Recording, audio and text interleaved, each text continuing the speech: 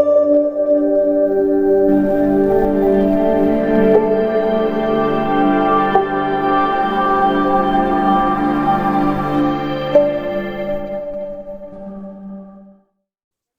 मेरे प्यारे प्यारे शेर और शेरनी, आशा होगा कि आप लोग स्वस्थ होंगे, मस्त होंगे, आप लोगों की स्टडी जैसे से चल रही होगी। आज होली है, होली के इस शुभ अवसर पर मैं सभी छात्र छात्राओं को ढेर सारी शुभकामनाएं देता हूं, ठीक है, ताकि उनका पेपर जो है अच्छे से जाए। जो आने वाला है, मतलब ये 9 के विद्यार्थी हैं, उनका जो पेपर स्टार्ट होने वाला उनका भी, और जो अगली बार मतलब जो बोर्ड का पेपर देने जाएंगे उनके लिए भी ढेर सारी शुभकामनाएं, ताकि वो अच्छे से उनका पेपर एकदम विधिवत तरीके से जाए। बाकी और उनके सभी परिवार के लिए भी ढेर सारी शुभकामनाएं होली के इस शुभ अवसर पर, ठीक है। तो आइए स्टार्ट करते हैं पार्ट 2, ठीक है। प्रकाश परावर्तन तथा अपवर्तन में पार्ट 2 है। पार्ट 1 ने आप लोगों ने पढ़ा होगा, तो पार्ट 2 में देखते हैं प्रकाश का परावर्तन यानी कि रिफ्लेक्शन ऑफ लाइट क्या है। इधर मैंने जो है हेडिंग लिखा है, केवल क्या क्या हेडिंग पढ़ाना है। तो आपतित किरण जो है इसके अंतर्गत आते हैं। तो पहले हम समझ लेते हैं प्रकाश का परावर्तन में जो है, परावर्तन किसे कहते हैं, इसको हम समझते हैं प्रकाश का परावर्तन क्या कहलाता है, ठीक है। यानी कि प्रकाश के परावर्तन को किसे कहते हैं ये हम समझते हैं। तो प्रकाश का परावर्तन क्या होता है, लिखते चलिएगा। जब प्रकाश की किरणें किसी परावर्तक तल से टकराकर पुनः, तो क्या लिखेंगे आप, हम लिख दे रहे हैं यहां पे, जब प्रकाश की किरणें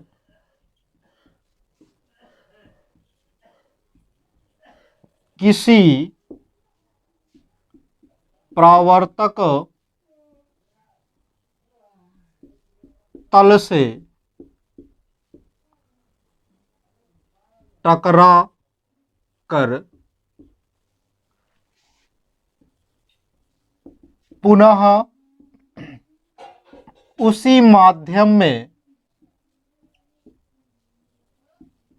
वापस लौट जाती है, तो उसे प्रकाश का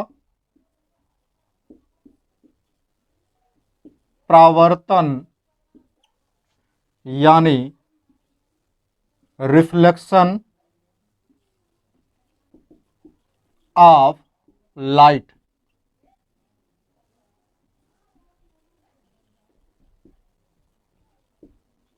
कहते हैं, ठीक है। इतनी बातें क्लियर हो, यानी कि प्रकाश के परावर्तन किसे कहते हैं तो हमने बता दिया कि जब प्रकाश की किरणें किसी परावर्तक तल से टकरा कर पुनः उसी माध्यम में वापस लौट जाती हैं, तो उसे हम क्या कहते हैं, प्रकाश का परावर्तन कहते हैं, ठीक है। तो फिर समझते हैं हम नियम उसके क्या होते हैं। प्रकाश के परावर्तन के नियम में क्या होगा, ये आपके 1 2 3 4 5 6 7 चीजें आपको पता चलेंगी, ठीक है। तो फिगर पहले बना लीजिएगा, ये बहुत भैया इंपॉर्टेंट है। प्रकाश के परावर्तन के नियम में क्या है, प्रकाश का परावर्तन नियम, ये पूछा जाता है बोर्ड के पेपर में, तो ये इंपॉर्टेंट है, ठीक है। तो देखिए यहाँ पे फिगर बना दे रहा हूं।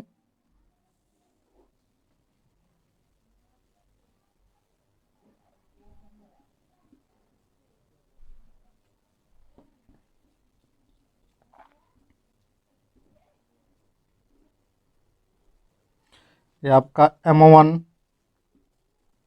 M2, ठीक है।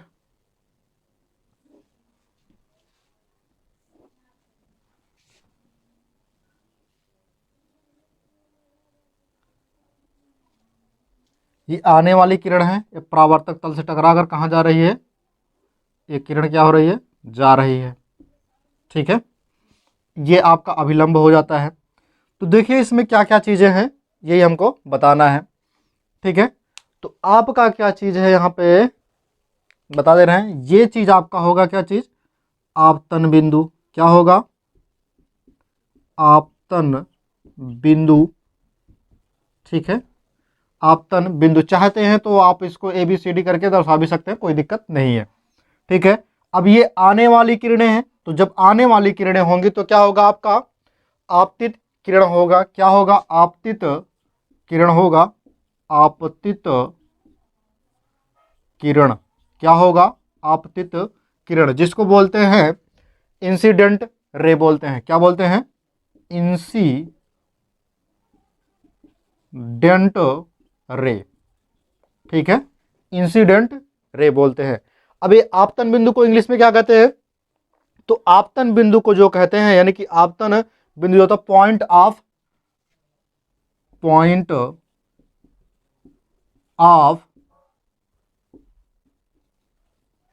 इंसिडेना। ठीक है, इंसिडेना। इतनी बातें क्लियर हो गई, ये आपका हो गया। ठीक, अब हम समझते हैं जब कोई भी किरण आएगी तो इससे टकराकर परावर्तित भी होगी, ये समतल दर्पण से। ठीक है, दर्पण है यानी कि परावर्तक तल है, तो उससे टकराकर क्या होगी? परावर्तित होगी ना। तो ये जब परावर्तित होगी तो इसको क्या कहेंगे हम? परावर्तन। यहां पे कहेंगे परावर्तित किरण। क्या कहेंगे? परावर्तित किरण। इसको क्या बोलते हैं? रिफ्लेक्टेड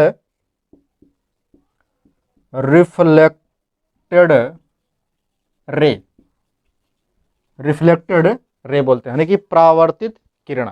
ठीक है, अब समझिएगा यहां पे ये चीज जो बीच में डैश डैश करके है, इसको बोलते हैं अभिलंब। क्या बोलते हैं? अभिलंब। क्या बोलते हैं? अभिलंब। जिसको बोलते हैं नॉर्मल। क्या बोलते हैं? नॉर्मल। ठीक है, अभिलंब यानी कि नॉर्मल। ठीक है, ये इतनी बातें क्लियर हो गई। अब इसके बीच में कुछ कोण बन रहे हैं। जब ये इधर से गया, इस बीच में एक लंब डाला गया, तो एक कोण बन रहा है कि नहीं बन रहा है ऐसे करके? तो कोण जब बन रहा है, ये यहां से बना ये वाला, और ये यहां से बना ये वाला। ठीक है, मतलब दो कोण बन रहे हैं। ठीक है, तो ये जो पहला कोण बन रहा है ये आने वाले के लिए है, तो क्या होगा? अभिलंब और आपतित कोण के बीच सॉरी आपतित किरण के बीच में जो बनेगा उसे क्या कहेंगे? आपतन कोण कहेंगे। क्या कहेंगे? आपतन कोण कहेंगे। क्या कहेंगे? आपतन कोण। इंसिडेंट एंगल बोलेंगे। क्या बोलेंगे? इंसी। ठीक है, इंसिडेंट एंगल बोलेंगे। ठीक है, इंसिडेंट एंगल बोलेंगे। इसको जो है किससे दर्शाया जाता है? स्मॉल आई से ये प्रदर्शित किया जाता है। ठीक है, अब आता है इधर, जब परावर्तित हो रही तो परावर्तित और अभिलंब के बीच कौन सा बनेगा? इसको बोलते क्या है? परावर्तन कोण बोलेंगे। क्या बोलेंगे? परावर्तन कोण बोलेंगे। इसको दर्शाते हैं आर से। किसे दर्शाते हैं? आर से। ठीक है, ये इतनी बातें क्लियर हो गई, समझ रहे हैं? ये आपका परावर्तक तल होगा, मतलब एक मिरर है, समतल वाला है। ठीक है, तो आपसे इसमें से नियम पूछेगा। जब नियम पूछेगा प्रकाश के परावर्तन का नियम बताइए, परावर्तन का नियम बताइए, तो आप ऐसे फिगर बनाएंगे, ऐसे नाम लिखेंगे, उसके बाद लिखेंगे। अब एक एक नियम लिखते चलेंगे। ठीक है, तो पहले नियम में क्या कह रहा है इसमें? अब इसी चार्ट से मैं आपको, मतलब इस फिगर से ये सब नियम बताऊंगा। ठीक है, देखिए पहला नियम कह रहा है प्रकाश के परावर्तन के दो नियम होते हैं। कितने नियम होते हैं? प्रकाश के परावर्तन के कितने नियम? दो नियम होते हैं। अब प्रकाश के परावर्तन में जो है, जो दो नियम होता है वो कौन कौन सा है? तो पहला नियम क्या कह रहेगा, हम इसको ऊपर वाले को रफ करते हैं। ठीक है, उसके बाद फिर लिखते हैं।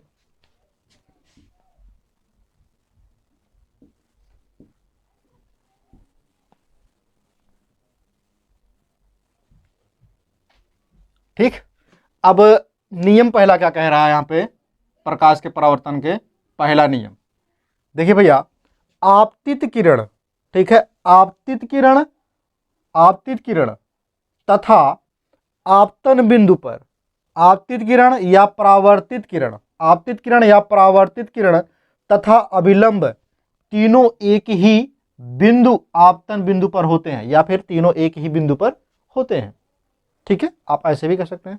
फिर दूसरा क्या होगा आपका कि आपतन कोण परावर्तन कोण के क्या हो रहा है? बराबर हो रहा है। जब बीच में एक 90 डिग्री का कोण बना तो क्या हो रहा है? हमेशा बराबर हो रहा है। ठीक है, तो यानी क्या कहेंगे पहला वाला कि आपतित किरण,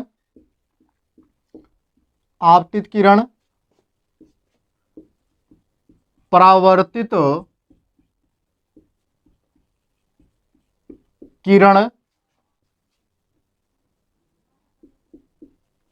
तथा आपतन बिंदु पर डाला गया अभिलंब।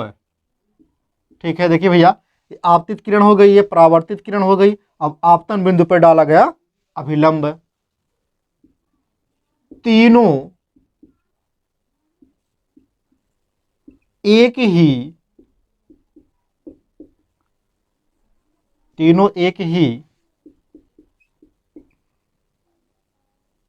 बिंदु लिख दिए सबसे, तीनों एक ही बिंदु पर मिलते हैं। ये आपका पहला नियम हो गया। इतनी बातें क्लियर हो गई होगी। ठीक है, तो दूसरा नियम क्या कहेगा यहां पे?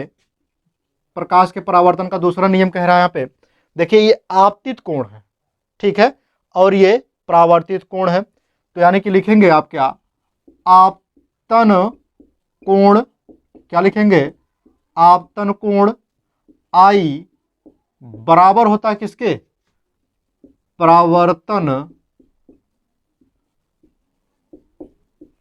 कोण आर के। ठीक है, आपका दोनों नियम हो गया। तो आप क्या करेंगे? एक फिगर बनाएंगे ऐसे करके, उसके बाद सबका नाम लिखेंगे, फिर उसके बाद दोनों नियम लिख देंगे हेडिंग डाल करके। ठीक है, ये इतना क्लियर हो गया। अब इसमें हम समझ लेते हैं जो जो चीजें दी गई है यहाँ पे, कि आपतित किरण किससे कहते हैं? तो जब प्रकाश की किरणें आती हैं और परावर्तक तल से टकराती हैं, ठीक है, तो आने वाली किरणों को क्या कहते हैं? आपतित किरण कहते हैं। उसके बाद फिर आता है आपतन बिंदु, किसे कहते हैं? जहां पे जो है आपतित किरण और अभिलंब तथा परावर्तित किरण मिलती है, उसे क्या कहते हैं? आपतन बिंदु कहते हैं। ठीक है, फिर उसके बाद है अभिलंब, किसे कहते हैं? अभिलंब किसे कहते हैं? तो जो परावर्तक तल को दो बराबर भागों में बांट देता है, उसे क्या कहते हैं? अभिलंब कहते हैं। ठीक है, या परावर्तक तल पे डाला गया जो है लंब क्या कहलाता है? अभिलंब कहलाता है। अब उसके बाद है आपतन कोण। तो आपतन कोण क्या होता है, इसको समझिएगा।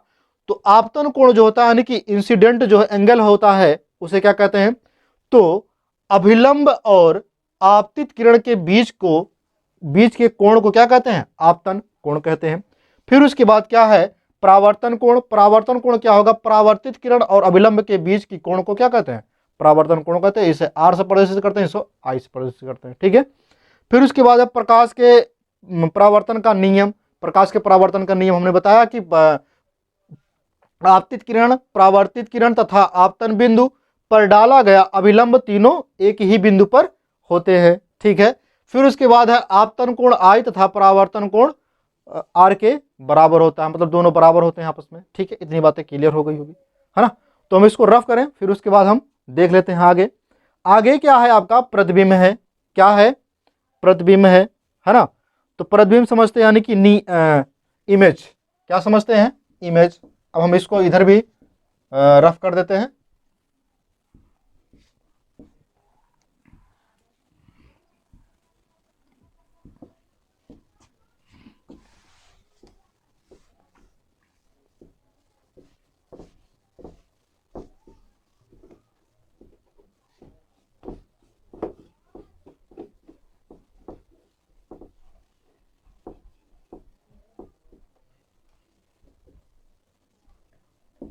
ठीक, अब समझ लेते हैं क्या चीज? इमेज।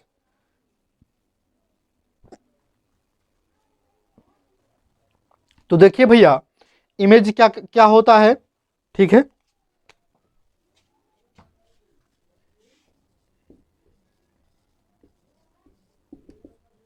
ठीक है, इमेज यानी कि प्रतिबिंब। ठीक है, अब ये क्या चीज होता है, यही हमको बताना है। तो प्रतिबिंब क्या होता है, इसको समझिएगा। जब किसी वस्तु से चलकर आने वाली किरणें जब किसी वस्तु से चलकर आने वाली किरणें परावर्तन के पश्चात, ठीक है, परावर्तन के पश्चात जाती हुई अथवा आती हुई प्रतीत होती हैं, तो उस बिंदु को क्या कहते हैं? प्रतिबिंब कहते हैं। ठीक, इतनी बातें क्लियर हो गई। तो आप लिखेंगे कैसे? किसी वस्तु से चलकर आने वाली किरणें, तो लिखेंगे आप किसी वस्तु से किसी वस्तु से चलकर आने वाली किरणें परावर्तन के पश्चात जिस बिंदु से परावर्तन के पश्चात जिस बिंदु से क्या होती है, जिस बिंदु से होकर जाती हैं, जिस बिंदु से होकर जाती हैं अथवा जाती हुई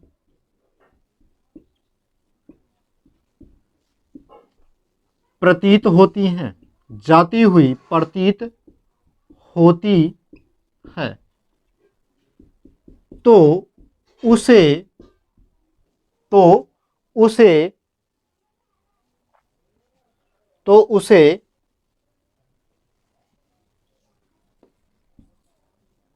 तो उसे दूसरे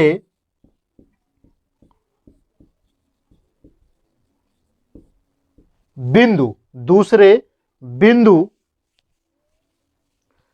का प्रतिबिंब कहते हैं। तो उसे दूसरे बिंदु का प्रतिबिंब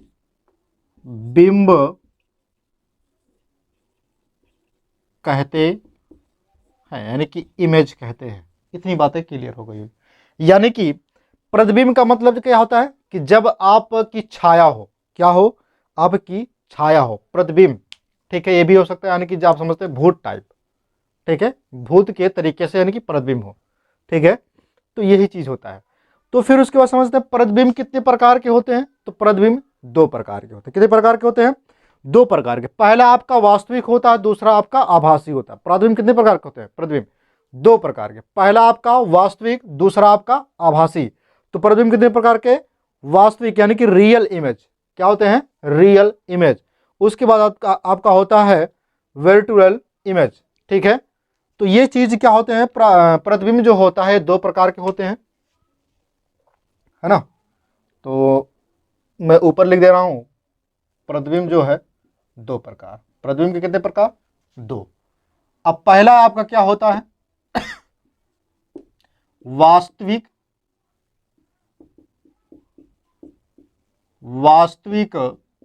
प्रतिबिंब।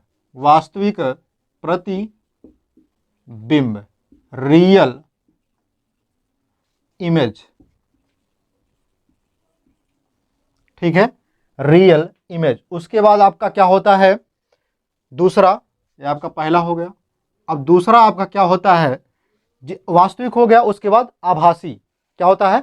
आभासी प्रतिबिंब होता है। तो आभासी प्रतिबिंब क्या लिखेंगे यहां पे? आभासी प्रतिबिंब। आभासी प्रतिबिंब, जिसको क्या बोलते हैं? वर्चुअल इमेज, ठीक है, यानी कि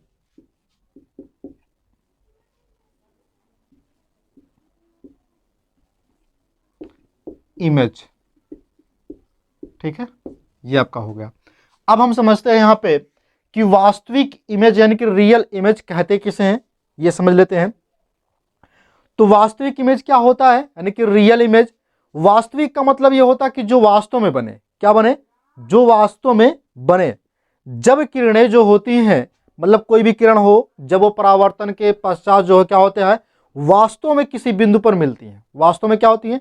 किसी बिंदु पर मिलते, तो उसे क्या कहेंगे? वास्तविक प्रतिबिंब कहेंगे।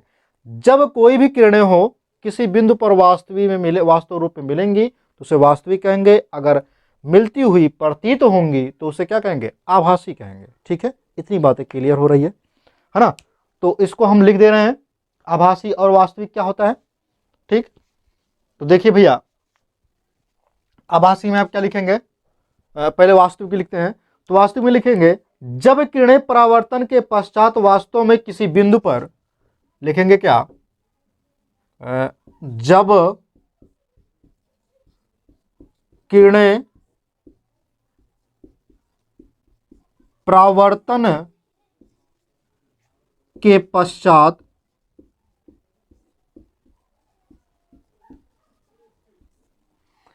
किसी बिंदु पर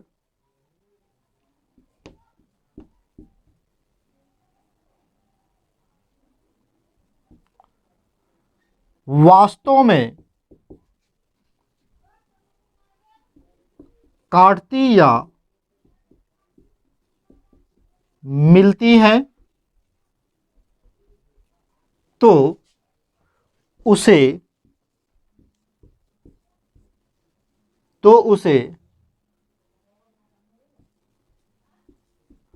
वास्तविक रियल प्रतिबिंब कहते हैं। ठीक है, इतनी बातें क्लियर हो रही होगी। तो इसमें क्या होगा कि वास्तविक में ये इसको जो है पर्दे पे लिया जा सकता है। तो आप यहां नीचे लिखेंगे कि वास्तविक में, वास्तविक को क्या किया जाता है, पर्दे पर लिया जाता है, पर्दे पर लिया जाता है। वास्तविक के क्या किया जाता है, पर्दे पर लिया जाता है। और उसके बाद इसकी जो प्रतिबिंब बनेगी वो कैसी बनेगी, ये उल्टा बनेगी। तो क्या लिखेंगे आप, प्रतिबिंब जो बनेगा, प्रतिबिंब उल्टा बनेगा। ठीक है, ये वास्तविक का है। अब उसके बाद समझते हैं आभासी क्या होता है। आभासी को समझ लेते हैं। तो आभासी प्रतिबिंब क्या होगा, कुछ नहीं करना है आपको। तो अब लिखेंगे आप यहीं से, जब किरणें परावर्तन के पश्चात किसी बिंदु पर जो है मिलती हुई प्रतीत होती है। आप यहां लिखेंगे, केवल यहां पे लिखेंगे मिलती हुई या फिर काटती हुई, प्रतीत वहां लिख देंगे। ठीक है, मिलती हुई या फिर काटती हुई प्रतीत होती हैं, तो उसे क्या कहते हैं, आभासी प्रतिबिंब कहते हैं। इतना हो गया। अब आभासी प्रतिबिंब क्या होगा, इसको जो है पर्दे पर नहीं लिया जाता। क्या कहेंगे आप यहां पे, पर्दे पर नहीं लिया जाता। ठीक है, दूसरा क्या कहेगा इसमें कि प्रतिबिंब जो होगा, ये प्रतिबिंब सीधा बनेगा। क्या बनेगा, सीधा बनेगा। इतनी बातें क्लियर हो गई, ये कहानी समझ में आ गई होगी। तो आगे की कहानी जो हम देखते हैं, आगे की कहानी में क्या कह रहा है यहां पे, इसको हम देख लेते हैं। ठीक है, तो आगे की कहानी में ये पूछेगा कि प्रतिबिंब आभासी और वास्तविक में अंतर पूछेगा। आभासी और वास्तविक में अंतर पूछेगा, तो आप लोग उसको जानते हैं। ठीक है, तो आभासी और वास्तविक में उसका एक एक परिभाषा लिख देंगे, उसके बाद ये दोनों पॉइंट लिख देंगे, तब भी हो जाएगा। फिर भी अगर कुछ पॉइंटें हैं तो उसको मैं इरेज करके अब भी बता दे रहा हूं आपको। ठीक है, अंतर लिख दे रहा हूं, आभासी और वास्तविक में अंतर।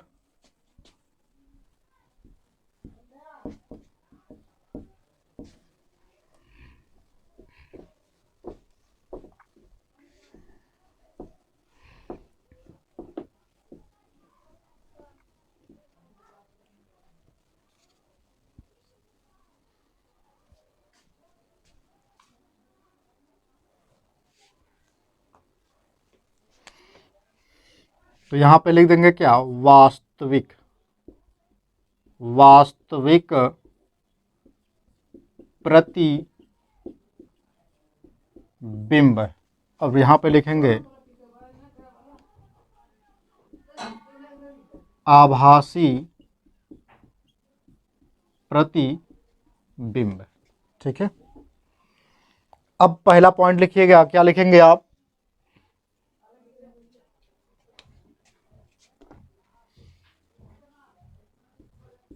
यह किरणें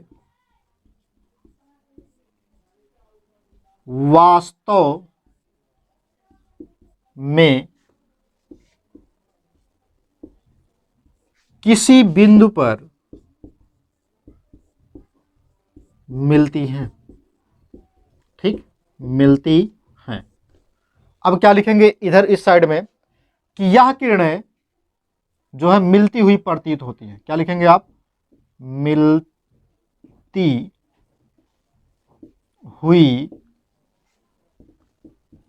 प्रतीत होती है। ठीक है, पहला पॉइंट ये हो गया। अब उसके बाद आप क्या करेंगे, तो दूसरा पॉइंट क्या लिखेंगे? दूसरा पॉइंट जैसे हमने बताया कि इसे पर्दे पर लिया जाता है।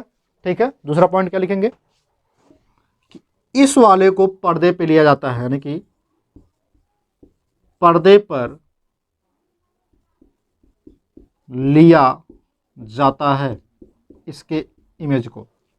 ठीक है, और इसको क्या करेंगे कि पर्दे पर नहीं लिया जाता, नहीं लिया जाता। ठीक है, अब उसके बाद क्या होगा, तीसरा पॉइंट क्या होगा कि इसमें जो प्रतिबिंब बनेगा, प्रतिबिंब, वो कैसा होगा? उल्टा होगा। कैसा होगा?